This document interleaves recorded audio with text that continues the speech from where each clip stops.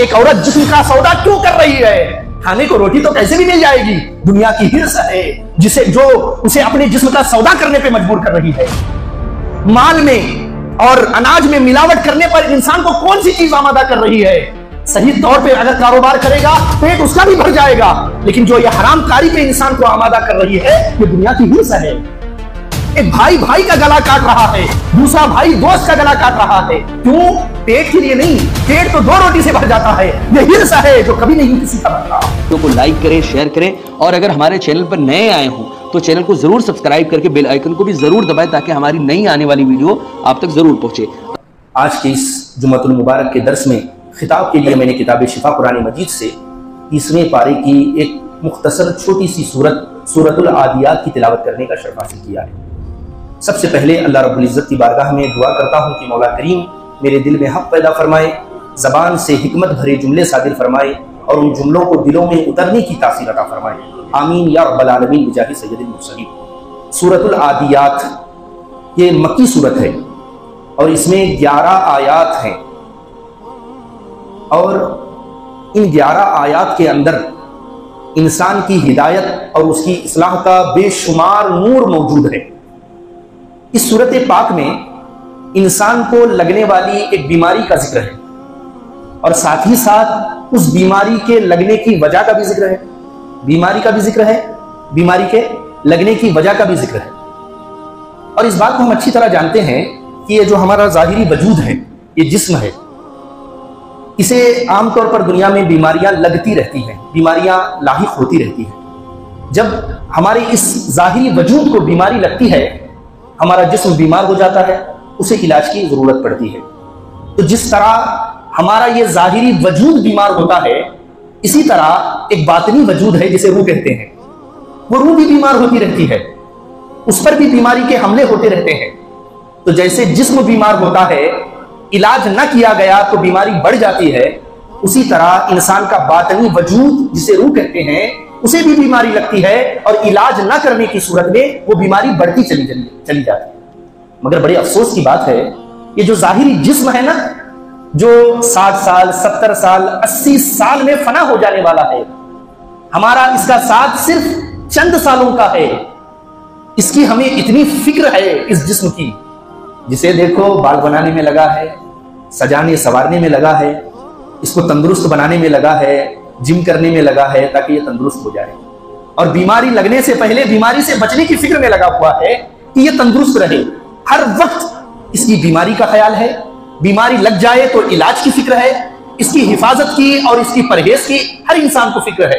मगर रूह जो हमेशा हमेशा जिसके साथ हमारा ताल्लुक रहने वाला है, जो हमेशा हमेशा हमारे साथ रहने वाली है, ना उसकी बीमारी का हमें एहसास है, ना उसके इलाज की फिक्र है, ना उसकी हिफाजत और ना उसके परहेज का हमें ख्याल है। और आप अच्छी तरह याद रख लीजिए, अगर ये इस जिस्म को बीमारी लग गई और हम इसका इलाज न कर सके तो ये बीमारी और इसकी तकलीफ इंसान की मौत के साथ खत्म हो जाएगी। बड़े से बड़ी बीमारी क्यों ना हो, इंसान खत्म, बीमारी खत्म। लेकिन अगर रूह को कोई बीमारी लग गई तो सिर्फ इंसान की मौत के साथ वो खत्म नहीं होगी, बल्कि उसकी नहुसत, उसका असर और उसका नुकसान मरने के बाद भी इंसान के साथ वाबस्ता रहेगा। अब आप सोचेंगे आखिर वो कौन सी बीमारी है कि मौत के बाद भी उसका असर, उसका नुकसान इंसान से नहीं बचता। तो अब इसे सुनने के लिए आप हजरात अपने दिल के बर्तन को मुकम्मल खुला रखिए ताकि कुरानी हिदायत की बरसात आपके दिल के बर्तन में उतर सके। क्या किताब है अल्लाह रब्बुल इज़्ज़त की कुरान, कि जिसमें बीमारी का भी जिक्र है, बीमारी लगने की वजह भी मज़कूर है और उस बीमारी से बचने का इलाज भी इसमें मौजूद है। क्या किताब है? बीमारी का भी जिक्र, बीमारी क्यों लगती है ये भी इसमें मौजूद, और उस बीमारी से अगर बचना चाहते हैं तो कौन सा कदम उठाना पड़ेगा वो नुस्खा भी इसके अंदर मौजूद है। मगर हमने इस किताब से अपने रिश्ते को हमने तोड़ लिया है। पता नहीं कहां कहां से हमारे रिश्ते वाबस्ता है, किससे किससे हमने अपना रिश्ता जोड़ लिया है, और हुजूर के नाम पे न जाने कितनी रस्मों को हमने अडॉप्ट कर लिया है, क्योंकि इसका रिश्ता हुजूर के साथ है ना। जितनी भी रस्में हमारे अंदर पाई जाती हैं वो हुजूर की निस्बत से हम उसे एहतराम देते हैं कि नहीं, लेकिन जो जिंदा किताब हुजूर की है, इससे जिंदा कोई हकीकत दुनिया में नहीं है।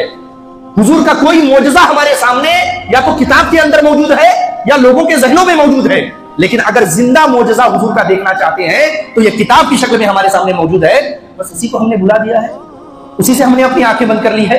तो जरा देखिए, अल्लाह रब्बुल इज्जत इंसान को लगने वाली बीमारी का जिक्र करता है कि जिस बीमारी की वजह से इंसान दुनिया में भी हलाक है, कब्र में भी हलाक है, और कब्र से उठने के बाद भी हलाक है, उसका जिक्र करता है। लेकिन अल्लाह का अंदाज देखिए, बीमारी का जिक्र करने से पहले अल्लाह 5 कस्में खाता है, 5 कस्में खाकर तब बीमारी का जिक्र करता है। क्यों?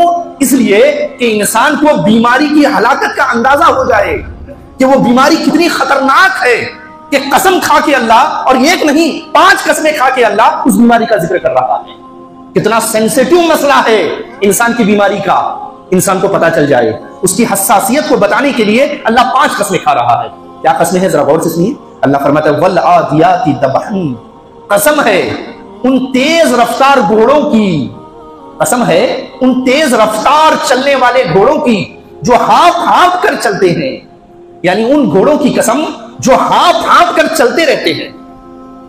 फलमूरियाती कदहन, और कसम है उन घोड़ों की जब वो दौड़ते हैं तो उनके पैरों से चिंगारियां निकलती हैं।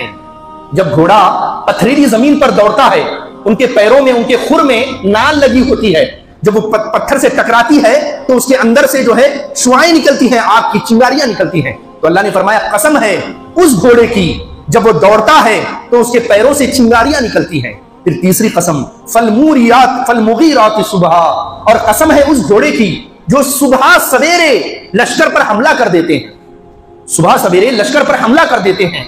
सारी दुनिया सो रही होती है और वो हमला कर देते हैं। फलमुगीरात सुबह फअसरन बिही नक़अन फवसतन बिही जमा, और कसम है उस घोड़े की जो मैदाने जंग में गुबार उड़ाते हैं और दुश्मनों के लश्करों पर हमलावर हो जाते हैं। 5 कस्में खाकर, 5 कस्में खाकर अब अल्लाह रब्बुल इज्जत इंसान को लगने वाली बीमारी का जिक्र कर रहा है। जरा दोबारा 5 कस्मों को सुने और गिने। पहली कसम हाथ हाथ कर चलने वाले घोड़े की कसम। दूसरी कसम उस घोड़े की कसम जो अब दौड़ता है तो चिंगारियां निकलती हैं।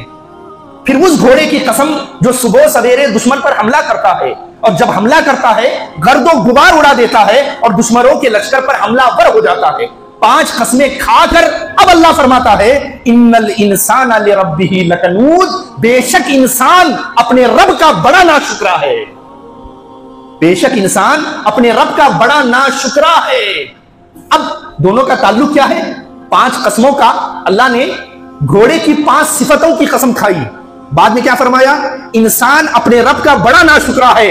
यह बताने के लिए 5 कस्में खाने की जरूरत क्या है, दोनों का रिलेमेंट क्या है, दोनों का ताल्लुक क्या है। अब जरा ताल्लुक समझा रहा हूं। 5 कस्में घोड़े की, उसके बाद इंसान नाशुक्रा है, यह बताने की वजह समझा रहा हूं। बड़े तवज्जो के साथ सुनिए। वजह यह है कि घोड़ा जो है वो एक जानवर है जिसे इंसान 2 वक्त का चारा देता है, और जो चारा देने वाला इंसान है वो घोड़े का खालिक नहीं है, घोड़े को पैदा करने वाला नहीं है, उसने घोड़े को बनाया नहीं है, बस घोड़े को 2 वक्त का चारा देता है। अब जरा घोड़े की वफादारी देखिए, घोड़े की फरमाबरदारी देखिए। अपने 2 वक्त के चारा देने वाले मालिक के साथ घोड़ा कितना वफादार है कि हाफ हाफ कर दौड़ दौड़ कर हाफ जाता है, लेकिन अपने मालिक के हुक्म के बगैर रुकता नहीं है। थक जाता है लेकिन रुकता नहीं है, उसके पैरों से चिंगारियां निकलती है घोड़े के, फिर भी रुकता नहीं है। मालिक के हुक्म पर चलता रहता है। सारी दुनिया सोती रहती है, लेकिन जब मालिक हुक्म देता है सुबह सवेरे उठो लश्कर पर हमला करो, तो वो फौज में लश्कर पर हमला कर देता है मालिक के हुक्म पर। और जब हमला करता है उसके पास, घोड़े के पास कोई सेफ्टी गार्ड नहीं होता, उसके ऊपर कोई जिरा नहीं होती, उसे कोई ढाल उसके पास नहीं होती। इंसान घोड़े पे बैठा रहता है तो बदन पर जिरा होती है, हाथ में हथियार होता है उसके, ढाल होती है एक हाथ में, फिर सर पर हेलमेट होता है। लेकिन घोड़ा बगैर किसी सेफ्टी के दुश्मन पर हमला कर देता है, और कभी भी घोड़ा अपने मालिक को दुश्मनों के सामने बीच जंग में छोड़कर भाग कर नहीं आता। अल्लाह रब्बुल इज्जत बंदे को यह समझा रहा है कि ऐ बंदे जरा गौर तो कर, तू घोड़े का खालिक नहीं है, तूने घोड़े को पैदा नहीं किया है, तूने घोड़े को सिर्फ 2 वक्त का चारा दिया है, और वो घोड़ा तेरा इतना वफादार है कि अपनी जान को दांव पर लगा रहा है, तेरे हुक्म को पीछे नहीं डाल रहा, तेरे हुक्म को नहीं तोड़ रहा। लेकिन तू कैसा इंसान है कि जिस रब ने तुझे पैदा किया है, अदम से वजूद दिया है, सिर्फ 2 वक्त का खाना नहीं दिया, जिंदगी की सारी नेमतें तुझे उस रब ने दी हैं। लेकिन इतनी नेमतें लेकर, इतनी नेमतें इस्तेमाल करके तुझे कितनी नेमतें दी। जबान जैसी अजीम नेमत उस रब ने दी जो हर जानवर के मुंह में मौजूद है, जो गोश्त का सिर्फ लोथड़ा है, लेकिन तू बोलता है तो दुनिया तुझे सुनती है। तुझे उस रब ने पैर दिया, चलने का सलीका भी दिया, तुझे हाथ दिए जो निवाला उठाकर तेरे मुंह तक पहुंचाता है, जानवर की तरह प्लेट पर मुंह नहीं मारता।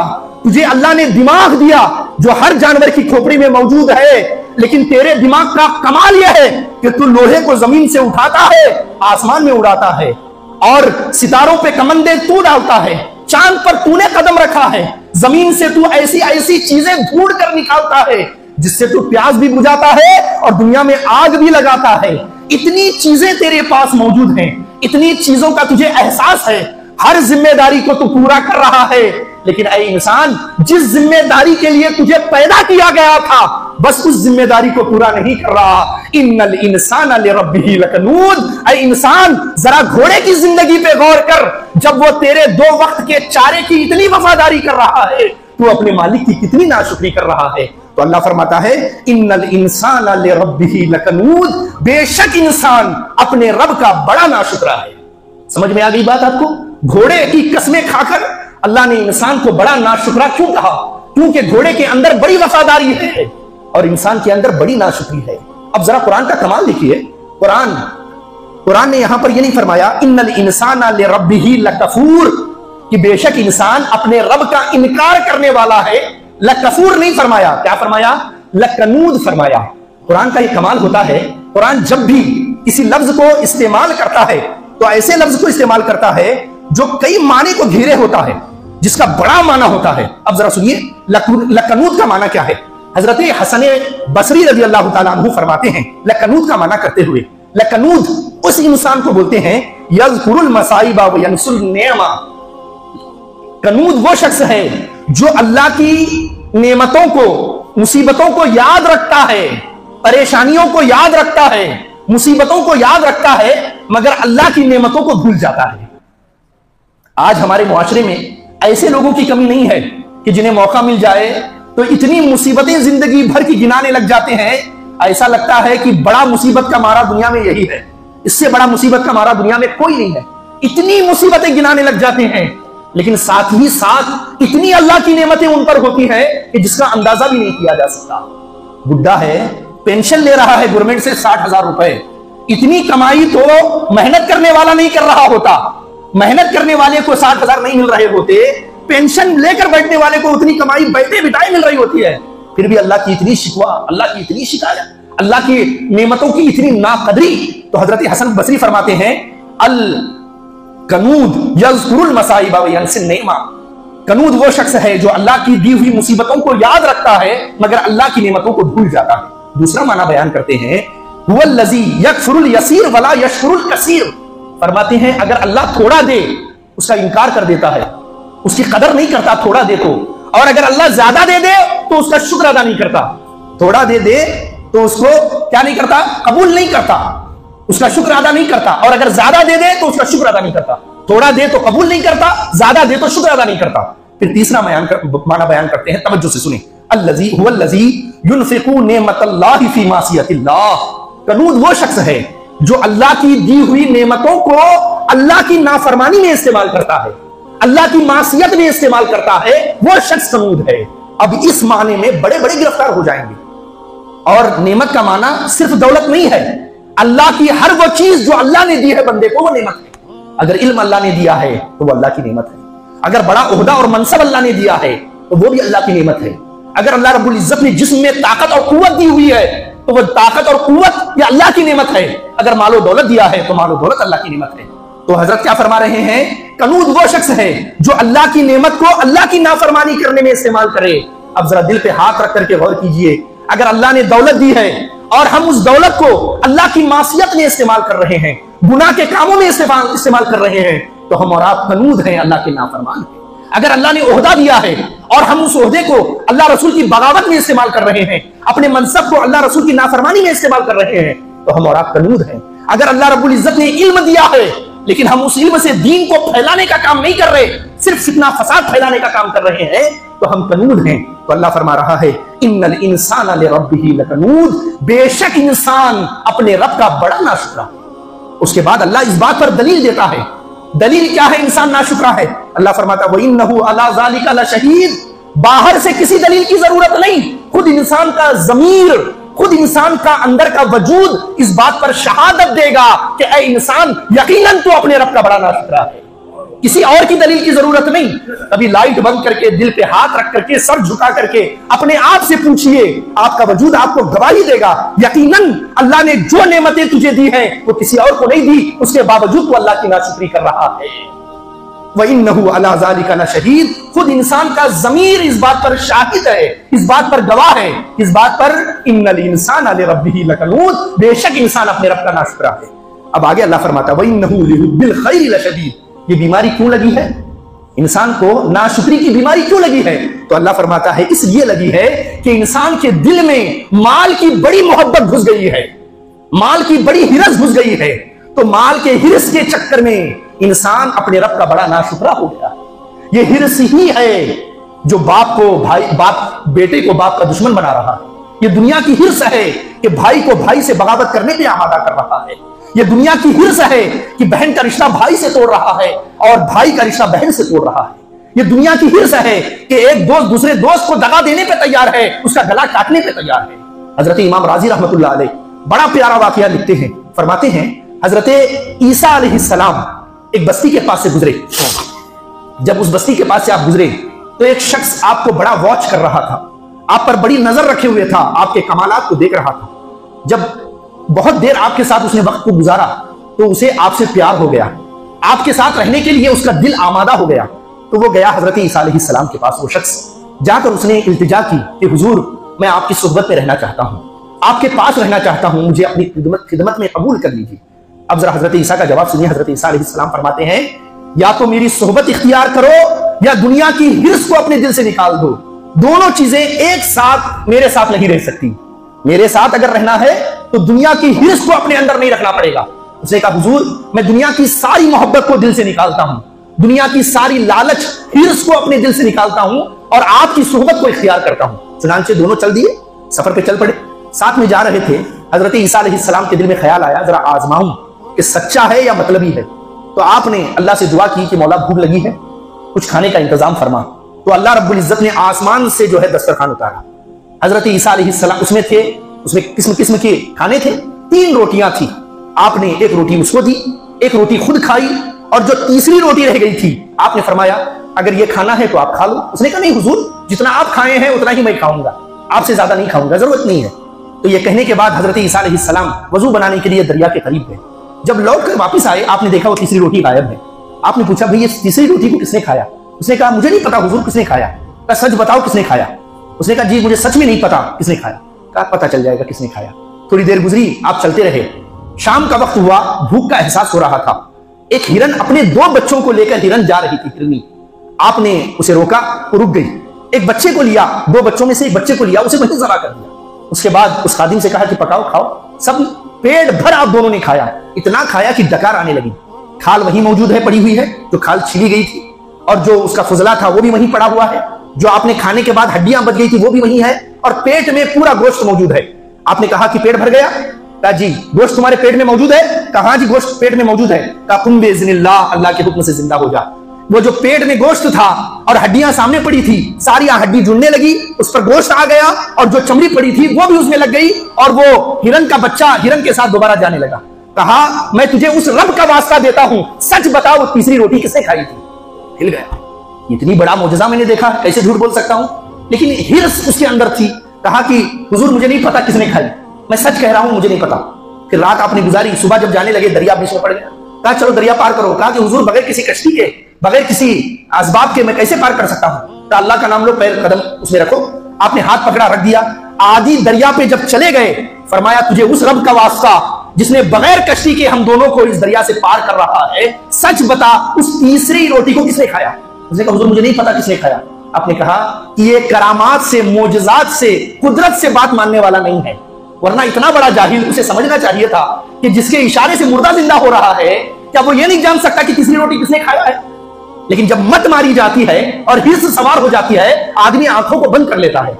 लिहाजा दरिया आपने पार किया, रेत होती है दरिया के पास, आपने 3 ईंटें बनाई, 3 ईंटें, ईंट बनाई 3, उस पर दम किया, वो तीनों ईंटें जो रेत की थी सोने की बन गई। फरमाया एक ईंट तेरे लिए है, एक ईंट मेरे लिए है, और तीसरी ईंट जिसने तीसरी रोटी खाई है उसके लिए है। तो जैसे ही कहा तीसरी रोटी खाने वाले के लिए तीसरी ईंट है, फौरन मुंह से निकल गया हुजूर मैंने खाई है तीसरी रोटी। आपने फरमाया तुझे मैंने इतनी बार अल्लाह का वास्ता दिया, लेकिन तू मानने को तैयार नहीं हुआ, मैं ईंट का क्या करूंगा? लिहाजा तीनों ईंटें तेरी है, अब तेरे साथ मेरा रिश्ता नहीं जुड़ सकता, अब तू आगे मेरे साथ नहीं चल सकता। तूने दुनिया को तरजीह दी एक नबी की सोहबत पर, तू यहीं रुक जा। ये कहकर आप आगे चले गए। थोड़ी देर गुजरी, 2 डाकू वहां पर आ गए। जब 2 डाकू पहुंचे, उन्होंने इसने जब देखा, फौरन जल्दी जल्दी अपने झोले में ईंटें रखने लगा। उनकी नजर पड़ गई कि कुछ तो छुपा रहा है। करीब पहुंचे, जब तलाशी ली, पता चला 3 सोने की बड़ी बड़ी ईंटें उसके पास मौजूद हैं, जो कई कई किलो की हैं। नियत बदल गई, उसके गले पे जो है तलवार रख दी कि अब जबा करूंगा। कहा कि मारने मारने से क्या होने वाला है, एक काम करते हैं, तीनों ईंटें आपस में बांट लेते हैं, एक ईंट मैं ले लेता हूं, एक तुम ले लो, एक तुम्हारा खादिम ले लेगा। जब बढ़ गई बात, भूख लग रही थी, दोनों ने बात की कि एक जो तुम्हारा खादिम है उसे पैसे देकर पास वाली बस्ती में भेजते हैं, वहां से कुछ खाना मंगाते हैं, उसके बाद जो है खाकर आगे के सफर पर चलेंगे। इस बात पे तैयार हो गए। जब वो खादिम रोटी लेने के लिए, खाना लेने के लिए बाजार चला गया, बस्ती चला गया, आपस में बैठकर ये लोग प्लानिंग करने लगे, ये कौन है? कहा हमारा खादिम है, मेरे कपड़े उठाता है, खाना लाता है, खिदमत करता है, इसलिए मैंने साथ में रखा। कि खादिम होने के साथ साथ तुम एक ईंट पूरी की पूरी दोगे? इसकी तो मजदूरी बनती है, इसकी तो मजदूरी बनती है, तुम पूरी ईंट दोगे? ये तो बहुत गलत होगा। क्या करना चाहिए? करना ये चाहिए, जब रोटी लेके आएगा उसको हम जान से मार देते हैं और 1.5 ईंट ले लेते हैं, जिंदगी बड़ी खुशहाल गुजरेगी। अब उधर उसके दिल में अल्लाह ने, शैतान ने हिर्स डाल दी कि सारी जिंदगी में झोला उठाता रहा हूं, बैग उठाता रहा हूं डाकू हजरत की, अब मौका मिला है बदला लेने का। ये कौन सा अल्लाह वाला है? सारी दुनिया को ये लूट रहा था, आज मैं इसे लूट लेता हूं। लिहाजा खाने में जहर मिला दिया, खाना लेकर पहुंचा। जैसे ही पहुंचा, बात करने का भी मौका दोनों ने नहीं दिया, उसके गले में रस्सी डालकर उसका गला दबा दिया, जान से मार दिया। जब मर गया, इस खाने से खुशबू आने लगी देसी घी की। तो अब वो दोनों खाने बैठे, जब चंद लुकमे खाए, इधर चक्कर आने लगी, हलक सूखने लगा, पसीना निकलने लगा, अंतड़ियां फटने लगी, कान और आंख के जरिए खून बाहर निकलने लगा। चीख रहे थे दोनों, चिल्ला रहे थे कि पूरी दौलत कोई ले ले, बस जान बचा दे। देखते ही देखते दोनों मर गए। थोड़ी देर गुजरी, गांव वाले वहां आ गए, देखे कि 3 ईंटें सोने की पड़ी हैं और 3 जवानों की लाशें पड़ी हैं। शोर मच गया कि कैसे मौत हुई। थोड़े कुछ घंटे बाद हजरत ईसा का दोबारा गुजर हुआ। लोगों ने हजरत ईसा से पूछा, हुजूर पता नहीं इनको किसने मार दिया? फरमाया घबराने की जरूरत नहीं, किसी इंसान ने नहीं मारा है, दुनिया की हिर्स ने इन्हें मारा है, दुनिया की हिर्स ने इन्हें मारा है। तो अल्लाह फरमाता है, इन्नल इंसान लिरब्बिही लकनूद, बेशक इंसान अपने रब का बड़ा नाशुक्रा है। और इसकी दलील अगर पूछना चाहते हो, व इन्नहु अला ज़ालिका लशहीद, तेरा ज़मीर खुद इस बात की शहादत देगा कि तू अल्लाह का बड़ा नाशुक्रा है। व इन्नहु लिहुब्बिल खैरि लशदीद, और ये बीमारी इसलिए लगी है कि तेरे दिल में अल्लाह रसूल की मोहब्बत के अलावा दुनिया की मोहब्बत बैठी हुई है। इसीलिए हुजूर इरशाद फरमाते हैं, हुब्बुद दुनिया रासो कुल्ले खतियतिन, बेशक दुनिया की मोहब्बत हर बुराई की, हर नाफरमानी की, हर गुनाह की जड़ है। जब दुनिया की मोहब्बत आती है तब हर गुनाह को दावत दे देती है। एक औरत जिस्म का सौदा क्यों कर रही है? खाने को रोटी तो कैसे भी मिल जाएगी, दुनिया की हिर्स है जिसे, जो उसे अपने जिस्म का सौदा करने पे मजबूर कर रही है। माल में और अनाज में मिलावट करने पर इंसान को कौन सी चीज आमादा कर रही है? सही तौर पे अगर कारोबार करेगा, पेट उसका भी भर जाएगा, लेकिन जो ये हरामकारी पे इंसान को आमादा कर रही है, ये दुनिया की हिर्स है। एक भाई भाई का गला काट रहा है, दूसरा भाई दोस्त का गला काट रहा है, क्यों? पेट के लिए नहीं, पेट तो 2 रोटी से भर जाता है, ये हिर्स है जो कभी नहीं किसी का बनता। तो अल्लाह रब्बुल इज्जत हमें आप सबको दुनिया की हिर्स से बचाए, ताकि हम अल्लाह के शुक्रगुजार बंदे बन सके। अल्लाह रब्बुल इज्जत से दुआ करता हूं कि मौला करीम कहने सुनने से ज्यादा हमें आप सबको इन बातों पे अमल की तौफीक अता फरमाए। आमीन आमीन या रब्बल आलमीन बिजाहि सय्यिदिल मुरसलीन। अस्तगफिरुल्लाह रब्बी मिन कुल्लि ज़ंबिन व खतियतिन व अतूबु इलैह। हज़रत मोहतरम, वीडियो अगर पसंद आई हो तो वीडियो को लाइक करें, शेयर करें, और अगर हमारे चैनल पर नए आए हों तो चैनल को ज़रूर सब्सक्राइब करके बेल आइकन को भी ज़रूर दबाएं, ताकि हमारी नई आने वाली वीडियो आप तक ज़रूर पहुँचे। अस्सलामु अलैकुम व रहमतुल्लाहि व बरकातुहू।